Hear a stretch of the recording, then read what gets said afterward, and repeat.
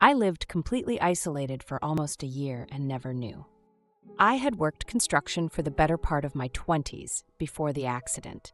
I never had the know-how to get into engineering school like my parents wanted for me, but I preferred to work with my hands anyhow.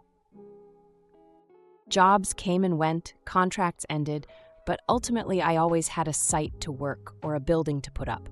When the Whitlam Hawthorne Group offered me a foreman position for the construction project of their new headquarters, I accepted in a heartbeat. Job security from a company like WHG, with a salary I'd only dreamed of and benefits to match, I thought it would be stupid not to accept. The foundation had barely been poured on the site when the collapse happened. No one knew who exactly was to blame, whether it was the surveyors, the engineers, or just some freak accident. But those of us caught in the rubble only had the parent company to point our fingers at. 3 men dead and 13 injured was apparently a serious enough legal threat that Whitlam Hawthorne opted to offer us each a generous settlement outside of court. You can judge all you want that my silence was bought, but 6 zeros on a check would buy yours too. In addition, they also offered me a systems job.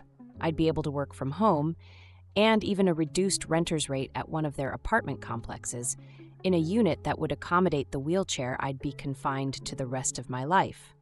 Until then, I didn't even know that they owned any residential properties, but the complex looked decent enough on the pamphlet they sent me. After all, I certainly couldn't live alone in my current 4th-floor apartment anymore.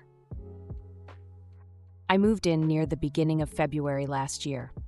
I won't lie, the adjustment to everything at once hit me a lot harder than it should have. Overnight, I had gone from working outside every day to being restricted to a wheelchair I had no intuition for using and being stuck inside all day long. My hard hat and boots swapped for a work laptop and a filing cabinet.